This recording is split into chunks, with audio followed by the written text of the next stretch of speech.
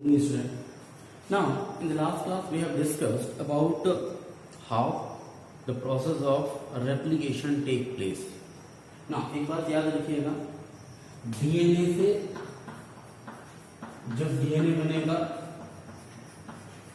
Process को क्या कहेंगे? रेप्लिकेशन.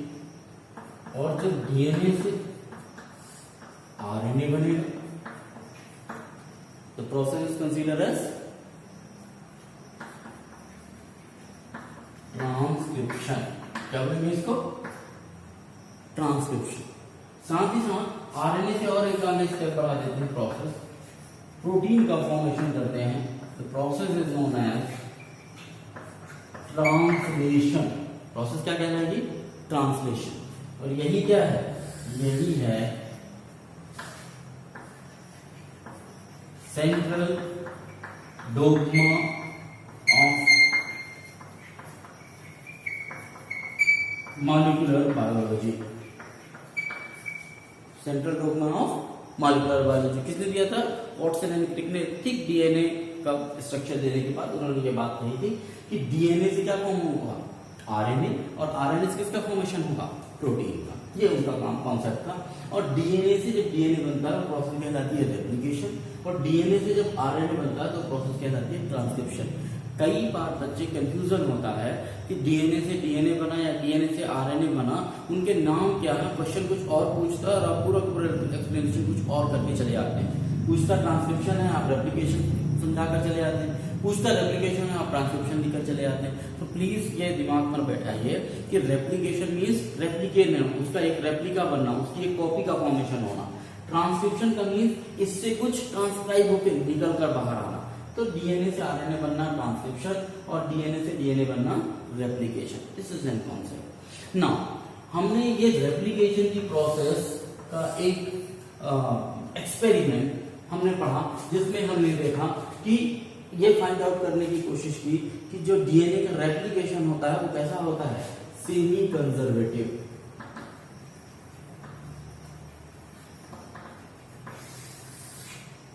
सेमी कंजर्वेटिव मीन्स कि जो दो नए जो पेरेंट जो स्ट्रैंड हैं वो न्यू स्ट्रैंड जब ओपन होंगे तो न्यू स्ट्रैंड बनाएंगे. और हर एक ओल्ड पेरेंट या पेरेंट स्ट्रैंड जो है अपने न्यू स्ट्रैंड के साथ क्या हो जाएगा? कंबाइंड हो जाएगा. ऐसा नहीं है कि जो पेरेंट स्ट्रैंड है वो आपस में कंबाइंड हो और न्यू स्ट्रैंड आपस में कंबाइंड हो. तो इसको हम कहते थे क्या? Semi conservative mode of replication. ये हम पढ़ चुके हैं. बात ये आती है कि सर ये semi conservative mode of replication होता कैसे है?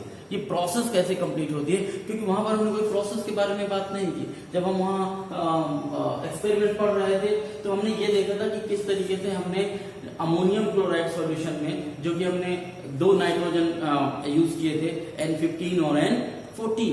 N15 में हमने क्या यूज किया था? N15 एक हैवी आइसोटोप है, जबकि N14 क्या है? लाइट आइसोटोप है, ये नॉर्मल नाइट्रोजन है. तो जो हमने N14 मीडियम में जब डीएनए को कई बार रेप्लिकेट कराया, ग्रो किया, तो हमने पाया कि जो डीएनए था, डीएनए में हर नाइट्रोजन कैसा हो गया? N15 वाला हो गया. और N15 वाले होने के कारण चूंकि वो एक तरीके का हैवी आइसोटोप है तो उसका वजन थोड़ा सा ज्यादा होगा, उसकी डेंसिटी ज्यादा होगी. जबकि जो नॉर्मल डीएनए उनमें N14 होता है तो उनकी डेंसिटी थोड़ी सी कम थी. और इसी डेंसिटी ग्रेडियंट को ध्यान में रखते हुए सीसीएम क्लोराइड सेंट्रिफिकेशन की प्रोसेस, डेंसिटी सेंट्रिफिकेशन किया गया. और उसमें बहुत माइन्यूट डेंसिटी और बहुत माइन्यूट वेट पे भी वो क्या कर देता है? फ्रैक्शन कर देता है. जब आप सीसीएम क्लोराइड में प्रोसेस करते हैं, घरों में आपने देखा होगा पानी में यदि आप कुछ मिट्टी मिट्टी मिला दें और उसको घोलें तो आप पाएंगे कि जो हल्की चीजें होंगी वो फ्लोट करेंगी ऊपर और जो हैवियर चीजें होंगी नीचे बैठ जाएंगी. लेकिन अब N15 और N14 जो हैवी और लाइट आइसोटोप है, वो इतना वजन में इतना डिफरेंस नहीं है कि जिसको हम पानी में घोल के या किसी दूसरे सॉल्यूशन में घोल के सेपरेट करने की कोशिश करेंगे तो होगा. इसीलिए वहां पर स्पेसिफिकली हम सीसीएम क्लोराइड सॉल्यूशन यूज करते हैं ताकि वो डेंसिटी ग्रेडियंट के हिसाब से क्या हो सके? सेपरेट हो सके और हमको पता चल सके. उसमें जब हमने काम किया, हमने ये पाया उस एक्सपेरिमेंट में कि जो एक ओल्ड स्ट्रैंड और एक न्यू स्ट्रैंड आपस में कंबाइंड होते हैं और ओल्ड और न्यू स्ट्रैंड कंबाइंड होने के बाद हमको हाइब्रिड स्ट्रैंड मिलता है. और इसीलिए आपने देखा होगा कि जो N15 को जब हमने पहली बार सेंट्रीफ्यूज किया था तो उनकी बेंड यहां पर मिली थी. ठीक, हमने नॉर्मल तरीके से N14 को भी करके देखा तो हमको उसकी बैंड कहां पर मिली थी, यहाँ पर, जो नॉर्मल N14 वाले डीएनए होते हैं या सेगमेंट होते हैं। पर जब हमने N15 वाले को ऐसे मीडियम में ग्रो किया जहां जो कि N14 या नॉर्मल मीडियम कैरी कर रहा था, तो हमने पाया कि जो N15 वाले को जब हम इस N14 मीडियम में ग्रो कर रहे थे तो हमने पाया कि यदि ओल्ड स्ट्रैंड आपस में कंबाइंड होते तो आपको एक स्ट्रिप यहाँ मिलती N15 वाली और एक स्ट्रिप यहाँ मिलती जो अभी नई बनी थी N14 वाली, वो यहाँ मिलती। लेकिन हमको ऐसा रिजल्ट नहीं मिला। हमको रिजल्ट क्या मिला था, हमको रिजल्ट ना तो N15 वाले पूरे मिले ना N14 वाले मिले, हमको यहाँ पर इंटरमीडिएट में एक स्ट्रिप मिली। इट शोज दैट कि इनकी डेंसिटी ना तो N14 से मिलती है ना तो N15 से मिलती है, उन दोनों का ये हाइब्रिड है, मतलब एक ओल्ड स्ट्रैंड एक न्यू स्ट्रैंड, और इसीलिए इसको हाइब्रिड कहा गया। और इसी का एक और बार हमने N14 का 20 मिनट लेके एक बार और इसी को हमने N14 मीडियम में और ग्रो किया। उससे ये क्लियर हो गया कि जो रेप्लिकेशन है वो कैसा है, सेमी कंजर्वेटिव है, मीन्स एक ओल्ड स्ट्रैंड एक न्यू स्ट्रैंड।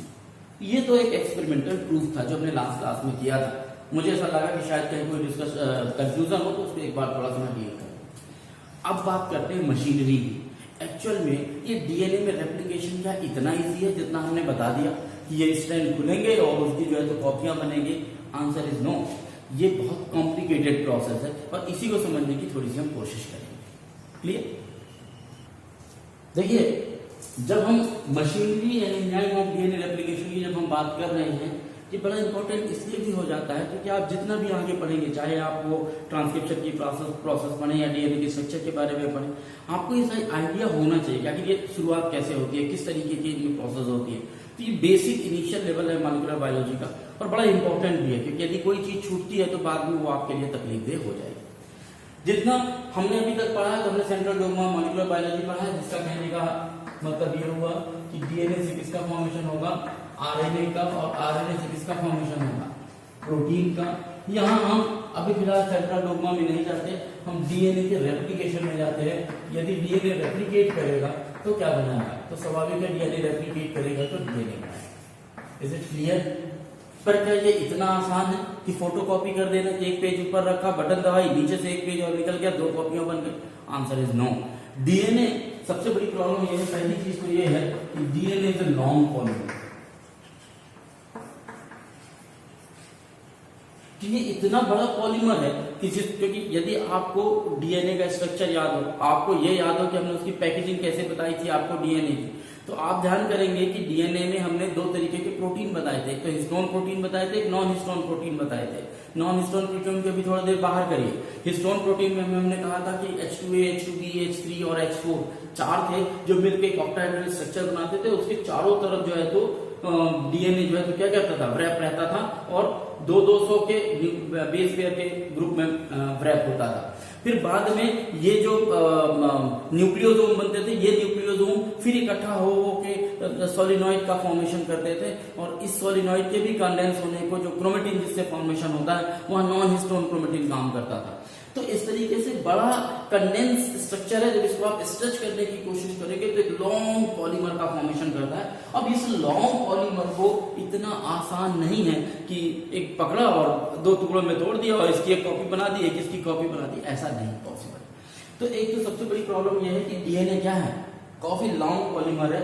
लॉन्ग पॉलीमर होने के साथ साथ दूसरी एक प्रॉब्लम यह है डीएनए के साथ कि डीएनए कैसा है, डबल हेलिकल। यानी यदि ये सिंगल हेलिकल होता तो बड़ी आसानी होती, इसके अंदर जो न्यूक्लियोटाइड लगे हैं उसी को देख देख के दूसरे न्यूक्लियोटाइड लगा दिए जाते हैं यहाँ पर और बता दिया जाता कि ये 2 कॉपियां बन गई। लेकिन चूंकि ये डबल हेलिकल है तो डबल हेलिकल के कारण यदि इसी तरीके का बनाना है तो सबसे पहले इसको क्या करना पड़ेगा, इस हेलिक्स को खोलना पड़ेगा, इसको अलग करना पड़ेगा। यानी यदि इसको मैं ए मानूं, इसको मैं बी रोप मानूं, तो मुझे ए रोप अलग करनी पड़ेगी और बी रोप अलग करनी पड़ेगी, लाइक दिस। जब ए और बी रोप अलग होंगी तब तो इसमें हमको पता चलेगा कि कौन कौन सा न्यूक्लियोटाइड है, तभी तो उस न्यूक्लियोटाइड के हिसाब से हम इसकी एक कॉपी बनाएंगे और इसके न्यूक्लियोटाइड देख के इसकी एक कॉपी बनाएंगे, तब तो उसके नया और पुराना 2 स्ट्रैंड मिलकर एक डीएनए बनेगा, नया और पुराना एक स्ट्रैंड मिलकर दूसरा डीएनए बनेगा, तभी पॉसिबल। लेकिन चूंकि ये बहुत लॉन्ग पॉलीमर है और लॉन्ग पॉलीमर के साथ साथ ये आपस में क्या है, हेलिकल फॉर्म में बना हुआ है, तो इसको ओपन करना है। बट ये इतना आसान काम नहीं है। क्यों? क्योंकि ये भी एक बहुत ज्यादा एनर्जी इफिशिएंट प्रोसेस है। तो कैसे पॉसिबल हो पाएगा उसके बारे में भी देखेंगे। तो एक तो प्रॉब्लम क्या होगी कि डीएनए लॉन्ग पॉलीमर है, डबल हेलिकल स्ट्रक्चर है, तो इसलिए लॉन्ग पॉलीमर को ओपन करना, उसको दो पार्ट में तोड़ना, ये इतना इजी वर्क नहीं है। तो यहाँ पर काफी सारी मशीनरी यूज हो रही है। दूसरा, जब डीएनए का रेप्लिकेशन होता है तो कैसा होता है, फास्ट होता है। या इसमें पहले डिस्कस कर लेते हैं। तो यदि आप इसको खोलना चाहते हैं, इसको ओपन करना चाहते हैं, तो क्या होगा, ओपन करने के लिए आपको चाहिए क्या,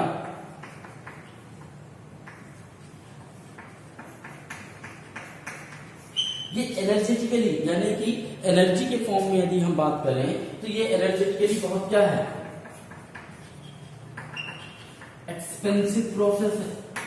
किसको, डीएनए के लॉन्ग पॉलीमर को या डबल हेलिकल को क्या कर देना, खोल देना, ओपन करना, नॉट एन इजी टास्क। अब इस एनर्जेटिकली एक्सपेंसिव होने, क्यों एनर्जेटिकली एक्सपेंसिव है, क्यों, आप ऐसा समझिए, जैसे मान लीजिए ये मैं दिखाने की कोशिश कर रहा हूं, मैं जस्ट ऐसे लिया, ये देखिए डबल हेलिकल, ठीक, ये दो आपस में रैप। अब यदि ये रैप है, मैं इनको ऐसे सिंपल ये ओपन करने की कोशिश कर रहा हूं, देखिए बहुत ज्यादा ताकत लगता है। आप अपने घर में किसी भी वायर के साथ, किसी भी कपड़े के साथ ऐसा करिए, एक थोड़ी दूर के बाद आपको देखिएगा कि बहुत ज्यादा ताकत लगेगी, इसको ओपन कर पाना पॉसिबल नहीं होगा। तो ये इतना आसान नहीं होता, और वो भी जब वो पॉलीमर क्या हो, काफी लंबा हो। ऐसी कंडीशन में एक तो दो भागों में अलग करना पॉसिबल नहीं, तो उसके लिए कोई दूसरी चीज सोचेंगे हम। फिर क्या लगेगा, एनर्जी लगेगी। अब बात यह आएगी कि यदि चलिए मान लीजिए हम पूरा नहीं खोल सकते, थोड़ा ही खोल सकते हैं, उसमें भी एनर्जी तो लग रही है, एक्सपेंसिव प्रोसेस है, वो एनर्जी कहां से आएगी, तो वो एनर्जी के लिए यहां पर एक वर्ड है, डीऑक्सी राइबोस शुगर।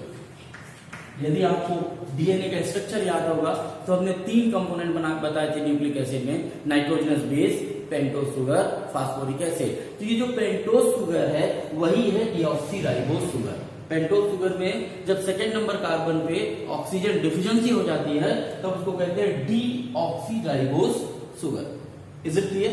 ये डीऑक्सी राइबोस शुगर एक्चुअली में डीएनए में दो काम करता है, डुअल नेचर का काम करता है। एक तो ये सेपरेट की तरह काम करता है। सेपरेट क्यों?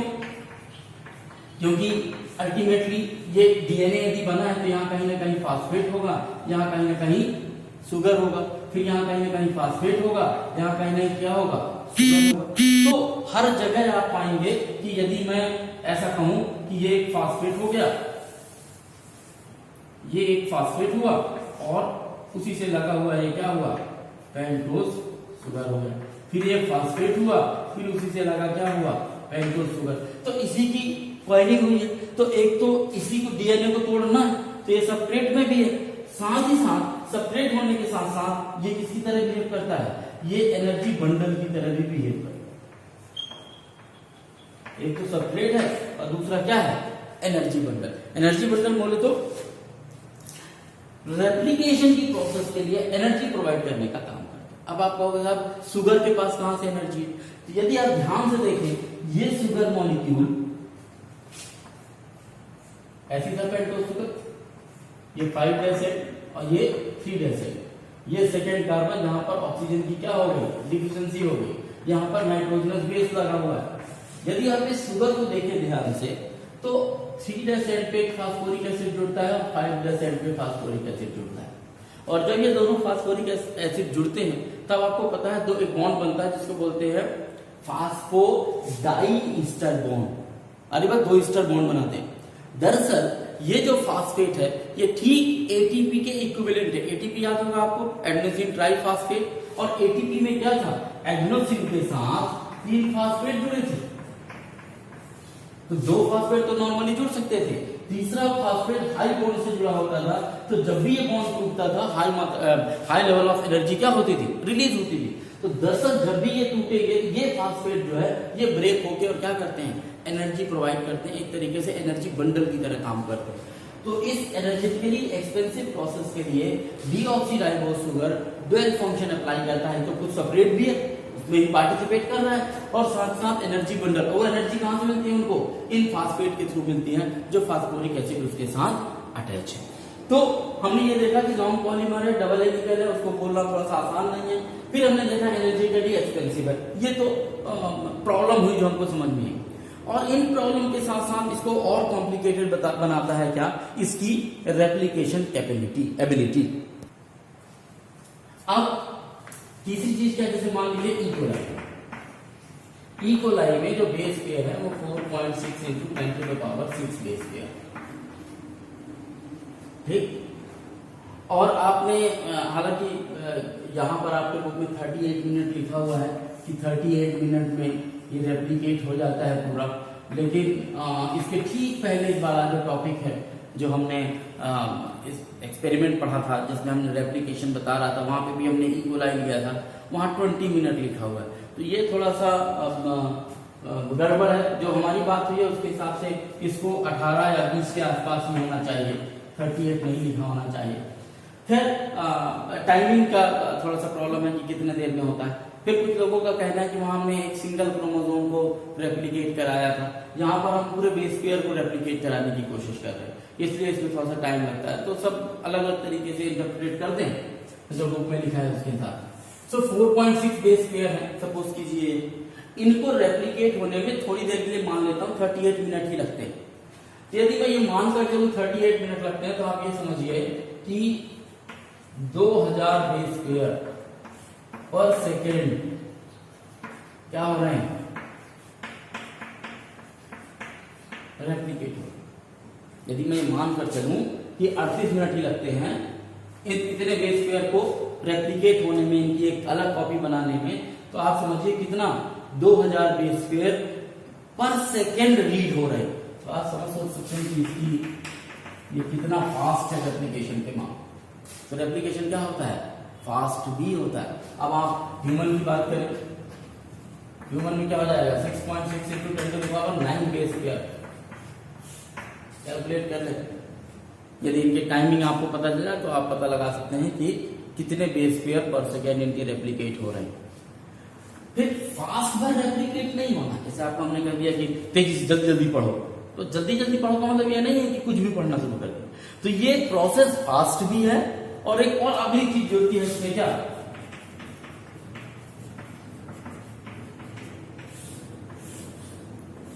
एक्यूरेट भी। क्यों? क्योंकि यदि मान लीजिए कोई डीएनए हेलिकल है, मैं इसको ऐसे बना रहा हूं, सीधा सीधा बना देता हूं लाइन खींच के, मैं उनको ट्विस्ट नहीं किया हूं। मान लीजिए यहाँ ए लिखा हुआ है तो यहाँ क्या होगा, टी होगा। यहाँ जी लिखा है तो यहाँ क्या होगा, सी होगा। सी है तो यहाँ जी होगा, टी ए सी जी, स्वाभाविक है ए टी जी सी। एक सिंपल एग्जांपल। अब मैं कह रहा हूं कि इनको आपने अलग किया, अलग करने के बाद तेजी से इसको पढ़ते हुए जाएगा, और इसके साथ क्या होगा, इनके ये जब अलग होंगे तो कुछ ऐसे हो जाएंगे।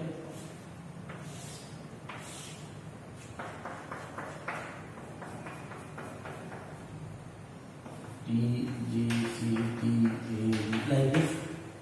अब इनको कोई पढ़ेगा रीड, ऐसे नीचे वाले इनको कोई रीड करेगा। अब मान लीजिए सी के बगल में क्या लगना चाहिए, ए लगना चाहिए, लेकिन यदि धोखे से यहाँ ए की जगह सी लग गया,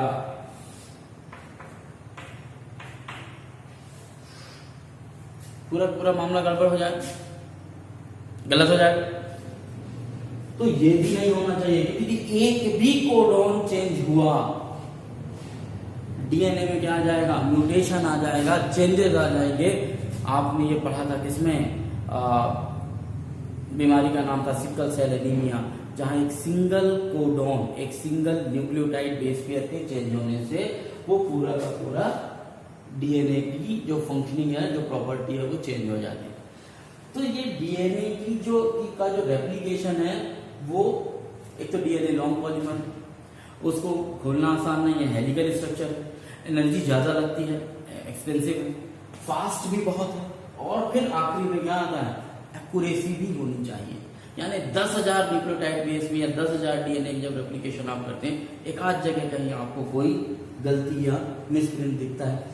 हालांकि जब आप डीएनए के बाद आगे पढ़ेंगे, रेप्लिकेशन देखेंगे इसी में, तो पाएंगे कि जो गलती होती है इसको भी रेप्लिकेशन के दौरान इसको भी करेक्ट किया जाता है। बाद में इनकी प्रूफ रीडिंग की तरह भी होती है। जैसे कई बार आपने देखा होगा विद्यालयों में स्टूडेंट डायरी, टीचर्स डायरी बनती है, तो वो एक बार कुछ छाप कर बनाकर ले आता है, फिर उसके बाद कोई दो व्यक्ति बैठकर उसकी एक बार फिर से रीडिंग करते हैं। या घरों में शादी के कार्ड जो है तो एक बार छपते हैं और उसके बाद आपके पास भेजा जाता है कि इसकी प्रूफ रीडिंग कीजिए, कहीं कोई स्पेलिंग, कोई मात्रा, कहीं कोई डेट, कोई चीज गलती तो नहीं, और उस पर आप जो गलतियां बताते हैं उनको करेक्ट किया जाता है, फिर फाइनल प्रिंट आउट होता है। ठीक वैसे ही रेप्लिकेशन में भी एक बार रेप्लिकेशन होने के बाद प्रूफ रीडिंग होती है कि सब कुछ सही लगा है या नहीं लगा है, और यदि कहीं कोई गलत होता है तो उसको भी करेक्ट किया जाता है, और इसीलिए एक्यूरेसी भी इनकी क्या है, काफी अच्छी है।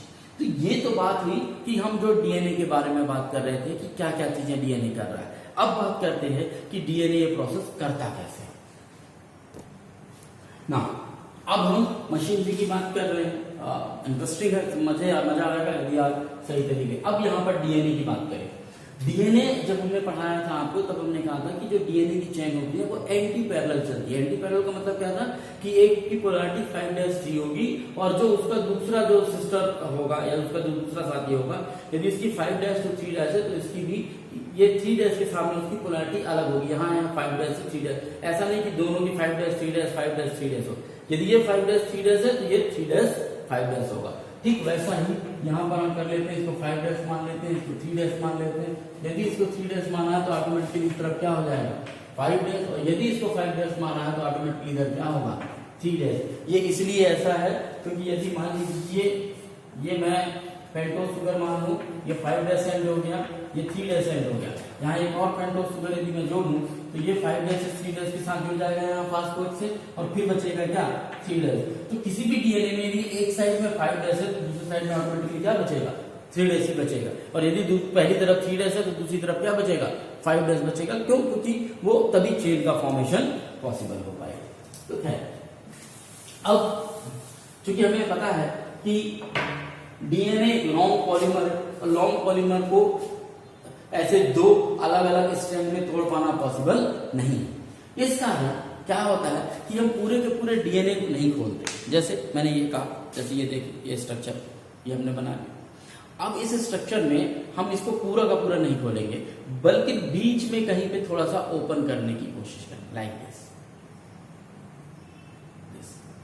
समझ में आ रही बात? और ये जो स्ट्रक्चर बनता है इस तरीके से जो ओपन होता है, इसको बोलते हैं रेप्लिकेशन बबल। क्या बोलते हैं इसको? रेप्लिकेशन। इनिशियली जो बनता है वो बनता है क्या, रेप्लिकेशन बबल।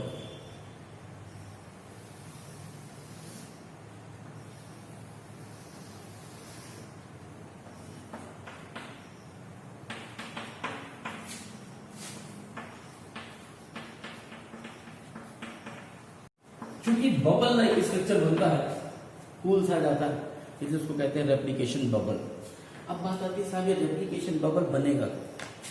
रेप्लिकेशन बबल बनता है एक एंजाइम के कारण जिसका नाम है डीएनए डिपेंडेंट या डीएनए पॉलीमरेज, आप सीधे सीधे कह सकते हैं। ये वो एंजाइम है जो इस प्रोसेस में इन्वॉल्व होगा आगे चल के, अभी नहीं। तो ये डीएनए पॉलीमरेज करेगा, लेकिन डीएनए पॉलीमरेज एक्चुअली में यहाँ नहीं काम करता। मैं इसको ऐसा कह दूं कि अभी भूले रहो डीएनए पॉलीमरेज से ज्यादा बेहतर है। तो रेप्लिकेशन बबल का फॉर्मेशन होगा, कैसे होगा वो हम बात करें। और यही रेप्लिकेशन बबल एक स्ट्रक्चर थोड़ा सा और बड़ा होगा तो कुछ ऐसा हो जाएगा।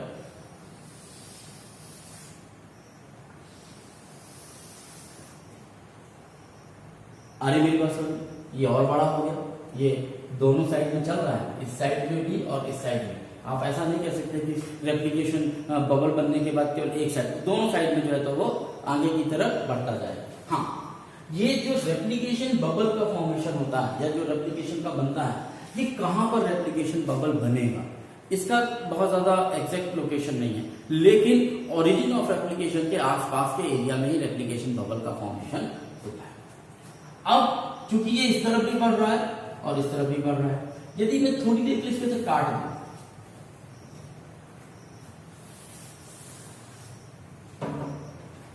अब आप इसको देखें तो एक ये फॉक्स के स्ट्रक्चर में दिखाई देता है, और इसी को कहा जाता है क्या,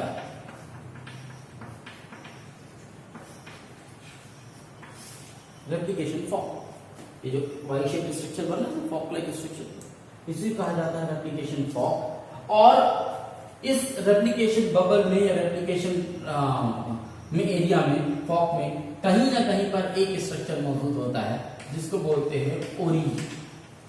ओरी बोलते हैं एक्चुअली में, या आप उसको बोलते हो ओरिजिन ऑफ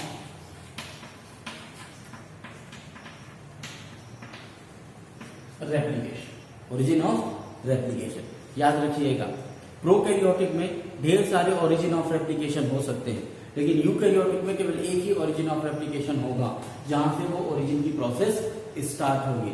उसके पीछे कारण है, आप भी आगे पढ़ेंगे क्लास में। एक वर्ड होता है मोनोसिस्टोनिक और पॉलीसिस्टोनिक। क्योंकि प्रोकैरियोटिक के जो क्रोमोसोम होते हैं उनमें एक क्रोमोसोम में ही एक से ज्यादा प्रोटीन के लिए इंफॉर्मेशन होती है।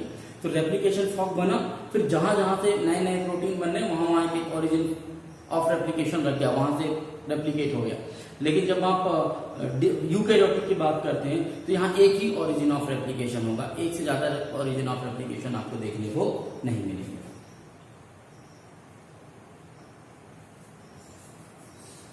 क्लियर?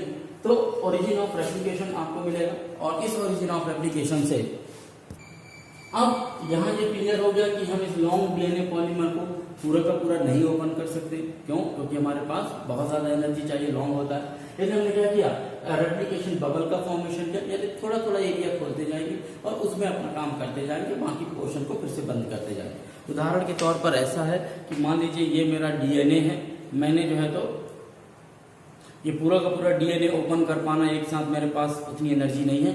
मैंने यहाँ पर थोड़ा सा ओपन किया, फिर उसके बाद और ओपन किया, इधर मैं ओपन करता जाऊंगा और इधर क्या करता जाऊंगा, क्लोज करता जाऊंगा। तो ये इधर ओपन हो गया, इधर क्लोज हो गया, फिर मैं इधर क्लोज करता जाऊंगा, इधर ओपन करता जाऊंगा। तो थोड़ा थोड़ा एरिया में मैं ओपन करता जाऊंगा, थोड़ा थोड़ा एरिया को मैं क्लोज करता जाऊंगा। तो एक सिलसिलेवार तरीके से मैं उसको पूरा का पूरा क्या कर पाऊंगा, रेप्लिकेट कर पाऊंगा। तो ये ओरिजिन ऑफ रेप्लिकेशन। अच्छा, ओरिजिन ऑफ रेप्लिकेशन का मतलब है जहां से उस डीएनए को रीड करना शुरू करना, वो कहलाता है origin of replication. Replication fork समझ में आ गया होगा। ओरिजिन ऑफ रेप्लिकेशन, अब ये ओरिजिन ऑफ रेप्लिकेशन भी स्पेसिफिक है, मींस यहीं से रेप्लिकेशन स्टार्ट होगा, दूसरी जगह से रेप्लिकेशन स्टार्ट नहीं होगा। ये भी एक कॉन्सेप्ट है जो आपको ध्यान रखना है। तो हर एक डीएनए का अपना एक ओरिजिन ऑफ रेप्लिकेशन होता है जहां से रेप्लिकेशन की प्रोसेस स्टार्ट होती है।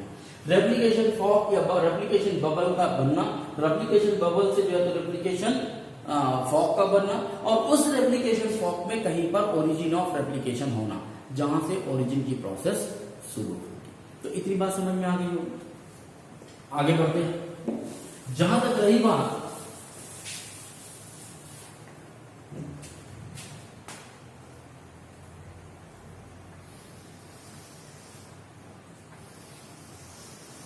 ये, मान लीजिए हमारा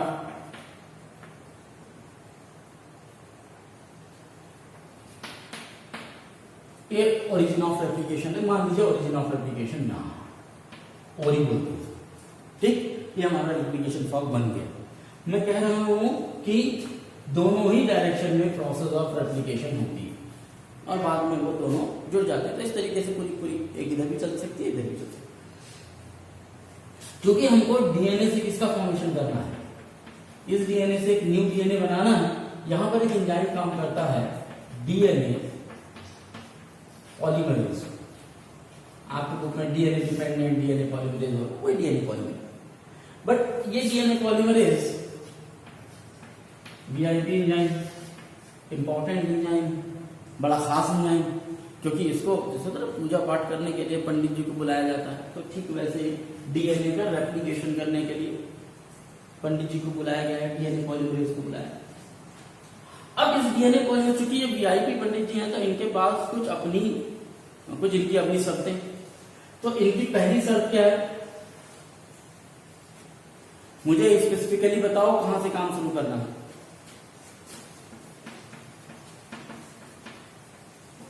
स्पेसिफाइड है, स्पेसिफिकली बताना पड़ता है, स्पेसिफिक है। अब ये किसी भी पोर्शन पे नहीं अटैच होंगे, कहां पर अटैच होंगे, ओरी वाले पोर्शन पे, ओरिजिन ऑफ रेप्लिकेशन पे स्टार्ट है। अच्छा, स्पेसिफिक है ये। दूसरा, ओरी पे भी अटैच होने के लिए पहले मेरे बैठने के लिए बाकी का इंतजाम करो। तो यहां पर आके सबसे पहले क्या जुड़ेगा,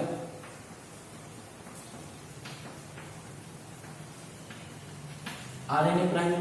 प्राइमर दरअसल ठीक वैसे ही है जैसे घरों में जो पेंट करने के लिए पहले हम प्राइमर मारते हैं, कभी दरवाजों में प्राइमर मारते हैं फिर पेंट मारते हैं, तो वैसे ही यहाँ पे भी प्राइमर है कि पहले प्राइमर आके जुड़ेगा, उसके बाद डीएनए पॉलीमरेज वहां पे जुड़ेगा और वहां से प्रोसेस जो है स्टार्ट होगा। तीसरी डीएनए पॉलीमरेज की अपनी शर्त कि मैं केवल, अब क्योंकि इतनी सारी चीजें हैं, ये भी एक स्टैंड है इसको भी पढ़ना है, ये भी एक स्टैंड है इसको भी पढ़ना है, ये भी पढ़ना है, ये भी पढ़ना है, ढेर सारा हो गया। तो पंडित जी ने एक और तीसरी शर्त रख दी कि मैं केवल और केवल 3 से 5 पढ़ूंगा, यानी कि मैं जो स्टैंड बनाऊंगा, ये जो डीएनए पॉलीमरेज जो न्यू स्टैंड बनाएगा वो क्या होगा 5 से 3। मतलब कोई सा भी मानकर चले जाए, इसको पढ़े या इनको पढ़े, मतलब वो केवल एक ही साइड को पढ़ेगा, दूसरे साइड को नहीं पढ़ेगा, उसकी अपनी खासियत है, वो इसी तरीके का काम करता है। तो ये डीएनए पॉलीमरेज कह रहा है वो स्पेसिफिक एक ही जगह पे कहीं जुड़ेगा।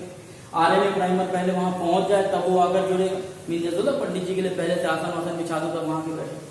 तीसरा, मैं केवल 3 से 5 को रीड करूंगा। ये 3 5 किसका, टेम्पलेट का, डीएनए जो पुराना डीएनए उसके 3 से 5 को पढ़ूंगा, यानी कि जो मैं नया स्टैंड बनाऊंगा वो सब क्या होगा 5 से 3 होगा। Is it clear? ये काम डीएनए पॉलीमरेज ने अपना बनाकर रखा है, इसने कह रखा मैं तभी ऐसे भी काम करूंगा। इस डीएनए पॉलीमरेज के साथ साथ दो और एंजाइम है जो बड़ा इंपॉर्टेंट रोल प्ले करते हैं, फिर मैं कुछ इससे आगे बात करूंगा। वो कौन कौन है? वो एक एंजाइम है हेलिकेज, जो अनवाइंड करने का काम, वाइंडिंग ऑफ डीएनए। यानी आप यदि इसको देखिए तो यदि मैं बीच में से कहीं से बबल रेप्लिकेशन फॉर्म बनाने की कोशिश करूं तो यहां पर टेंशन जनरेट होता है दोनों सेंटर, दोनों यहां पर और यहां पर। थोड़ी देर बाद ये ओपन करना बड़ा मुश्किल हो जाता है। तो ये जो है कौन काम करता है? हेलिकेज एंजाइम होता है जो इन बॉन्ड को में जो टेंशन जनरेट होता है उसको कम करने का काम करता है। एक और एंजाइम है टोकोआइसोमरेज, ये एक्चुअली में कट एंड बाइंड करने का काम करता है। कट एंड बाइंड करने का काम मतलब जो हाइड्रोजन बॉन्ड है इनके बीच में आपने देखा होगा यहाँ ए होगा तो यहाँ टी होगा, यहाँ सी होगा तो यहाँ जी होगा तो यहाँ सी होगा, यहाँ ए तो यहाँ टी तो यहाँ ए लाइन है। तो इनके बीच में जो ट्रिपल बॉन्ड और डबल बॉन्ड बना हुआ था उनको भी तोड़ने का काम कौन करता है? ये दो एंजाइम है टोकोआइसोमरेज और हेलिकेज जो यहाँ पर यूज होंगे। Is it? तो हमने डीएनए पॉलीमरेज के बारे में बात कर ली, बड़ा स्पेसिफिक रोल है उसका पंडित जी का। फिर हेलिकेज अनवाइंडिंग ऑफ डीएनए, ताकि वो टेंशन जो जनरेट होता है उसको कम कर सके। टोकोआइसोमरेज को हमने कहा कि ये जो डबल बॉन्ड बन रहा है इनको कट करना, और बाद में जो नए स्टैंड है उनके साथ जो है तो हाइड्रोजन बॉन्ड बना के उनको आपस में जोड़ना और डबल हेलिकल बनाना, उस पर काम करेगा। और तो ये पहले काम करेंगे, फिर उसके बाद ये भाई साहब आएंगे, और तीसरे में आता है एक और एंजाइम का ग्रुप जिसको हम कहते हैं डीएनए लाइगेज। ये क्या है? दरअसल डीएनए लाइगेज डीएनए के सेगमेंट को जोड़ता है।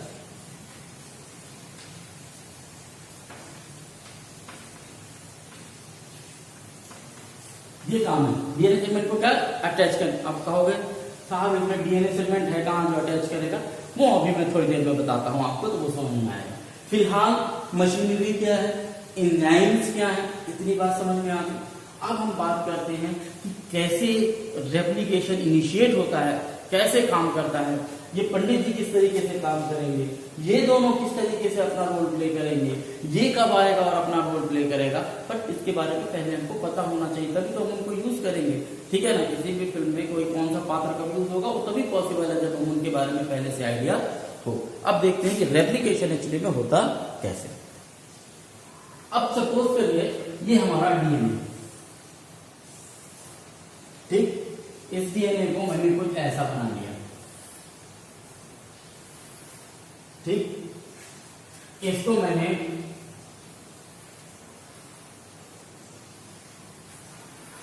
रेप्लिकेशन बबल बना दिया, फिर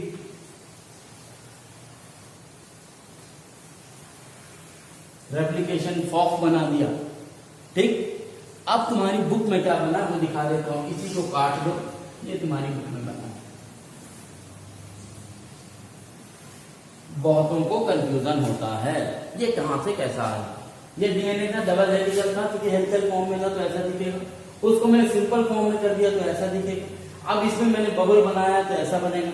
ये रेप्लिकेशन फॉर्म हो गया, रेप्लिकेशन एरिया हो गया, और यहाँ को मैंने इसको क्या कर दिया, काट दिया, आधा कर दिया, केवल दिखाने और समझाने के लिए। तो रेप्लिकेशन ये आपके बुक में बना हुआ है, और कई बार कंफ्यूज होते हैं ये कहां से आ गया, ये तो कैसे कोई स्ट्रक्चर होता नहीं।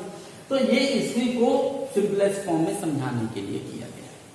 हम पूरा समझेंगे इसमें, फिर बाद में यहाँ पर उसको इंट्रोड्यूस करके आपको दिखा देंगे कि वो कैसे काम करता है।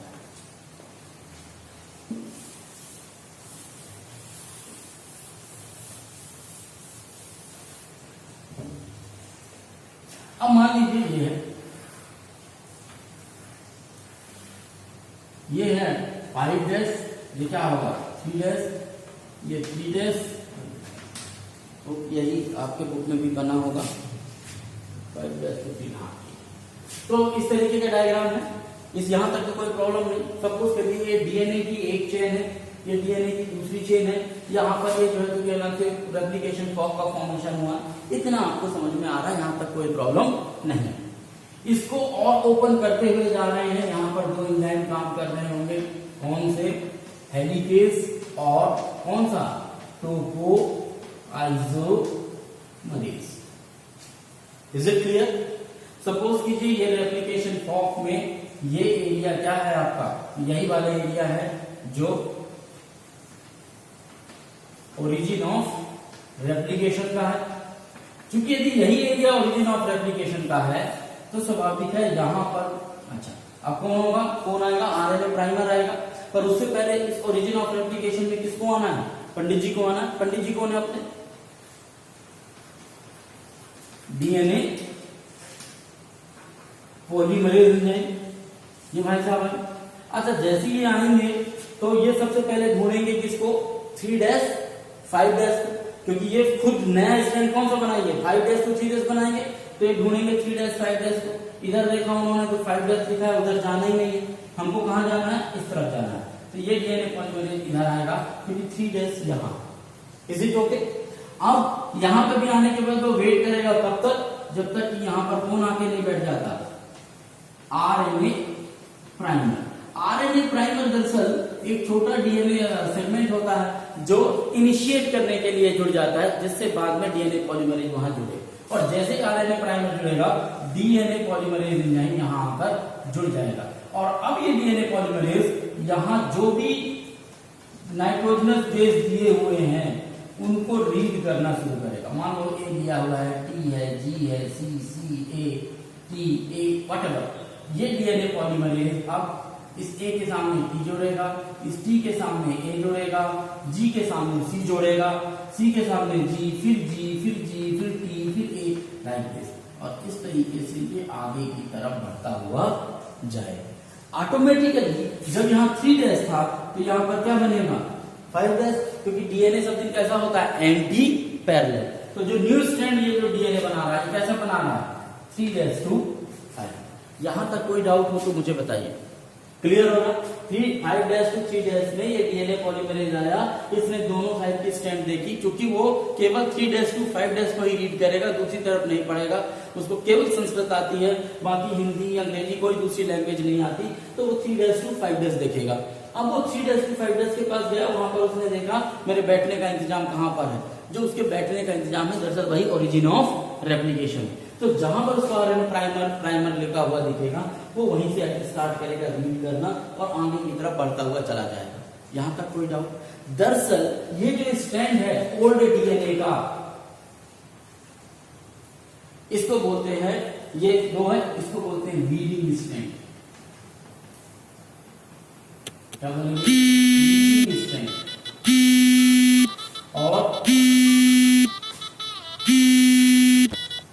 और इसी तरीके से जो दूसरा वाला स्ट्रैंड है इसको बोलेंगे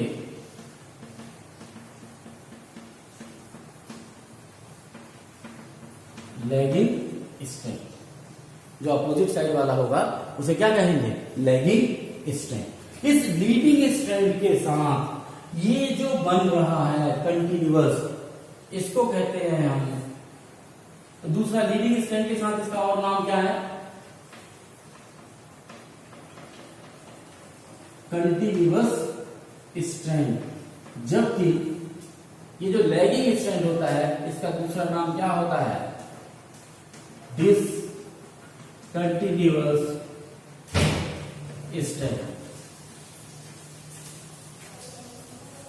कंटिन्यूअस और डिसकंटिन्यूअस, क्लियर हो रहा ना। तो ये कहलाएगा आपका कौन सा, लीडिंग स्ट्रैंड और कंटिन्यूअस। कंटिन्यूअस क्यों, क्योंकि कंटिन्यूअसली फॉर्मेशन हो रहा है। और ये कहलाता है लैगिंग, जो पीछे पीछे बनता है। लैगिंग का मतलब, लैगिंग होने का मतलब पीछे होना होता है। तो लैगिंग स्ट्रैंड और डिसकंटिन्यूअस स्ट्रैंड, इसका मतलब होता है ये डिसकंटिन्यूअस की कैसे काम करेगा इसकी बात करता हूं। क्योंकि आप आरएनए तो बनाने जो एक तो स्ट्रैंड बनेगा नहीं, इसको भी तो पढ़ना पड़ेगा। लेकिन ये डीएनए पॉलीमरेज है, ये तो कह दिया कि मैं 3' से ही पढ़ूंगा, 5' से नहीं पढ़ूंगा। अब ऐसी कंडीशन में इतना स्ट्रैंड बन गया, अब यहां कोई पढ़ने को तैयार नहीं है। दिमाग लगाया किसने, आरएनए प्राइमर ने। उसने क्या किया, यदि ये 5' है तो यहां कहीं ना कहीं क्या होगा, 3' एंड होगा। यदि ये 5' है, इसको मैं थोड़ा सा यहां से हटा रहा हूं अभी, तो ये 5' एंड है यदि, तो यहां कहीं ना कहीं 3' एंड होगा। इसके बगल में फिर 5' एंड होगा, फिर यहां 3' एंड होगा, इसके बगल में 5' एंड होगा, फिर यहां पर 3' एंड होगा। Is it clear. ऐसे कंडीशन में आरएनए प्राइमर यहां के साथ साथ इन 3' एंड पे भी जा जाके क्या होने लगा, जुड़ने लगा। और जैसे ही ये आरएनए प्राइमर इन 3' एंड के पास आकर जुड़ा, अब डीएनए पॉलीमरेज यहां लगा। और जब डीएनए और पॉलीमरेज यहां पर जुड़ा, तो यहां के जो भी न्यूक्लियोटाइड थे उनको रीड किया, यहां के जो भी नाइट्रोजनस बेस थे उनको रीड किया, यहां के जितने भी नाइट्रोजनस बेस थे उनको रीड किया, लाइक दिस। तो इस तरीके से ये छोटे छोटे डीएनए सेगमेंट में इनको रीड करना शुरू करता है। और इन छोटे छोटे सेगमेंट को हम कहते हैं ओकाज़ाकी फ्रेगमेंट। और ओकाज़ाकी फ्रेगमेंट इसलिए क्योंकि ओकाज़ाकी साहब ने इनको डिस्कवर किया था, फाइंड आउट किया था, जिसका नाम क्या रख दिया हमने, ओकाज़ाकी फ्रेगमेंट। अब आप कहेंगे साहब ये तो कंटिन्यूएशन में बनता हुआ चला जाएगा, इसका पूरा कॉपी बना देगा, लेकिन इसकी तो छोटी छोटी कॉपियां बनेंगी, फिर क्या होगा। हमने एक तीसरा एंजाइम बताया था, नाम था क्या उसका, डीएनए लाइगेज। दरअसल आखिरी में डीएनए लाइगेज इन सभी आरएनए पॉलीमरेज जो प्राइमर है इनको हटाता है और इन डीएनए को आपस में क्या कर देता है, जोड़ देता है। ये काम करता है कौन, डीएनए लाइगेज। और जब ये काम करता है डीएनए लाइगेज, तो आप देखेंगे कि कंटिन्यूअस स्ट्रैंड इसका भी बन जाता है। ये रीड करते हुए जाता है और बाद में ये दोनों अलग हो जाते हैं। ये एक ओल्ड, ये एक नया, ये दोनों मिलकर एक स्ट्रैंड बना लेते हैं। ये एक ओल्ड, एक नया, ये दोनों मिलकर एक बना लेते हैं। This is the process through which ये पूरी। अच्छा एक बात याद रखिएगा, एक बार ये पूरा स्ट्रैंड बनने के बाद इनकी प्रूफ रीडिंग होती है कि ए के सामने टी जुड़ा है, जी के सामने सी जुड़ा है। यदि कहीं कोई गलती हो तो फिर एंजाइम्स के थ्रू उसको काट कर, ब्रेक करके, और फिर वहां नया चीज जोड़कर और डीएनए लाइगेज से उसको जोड़ने का काम किया जाता है। और इस तरीके से रेप्लिकेशन की प्रोसेस कंप्लीट होती है किसमें, डीएनए में। अब यदि इसी चीज को मैं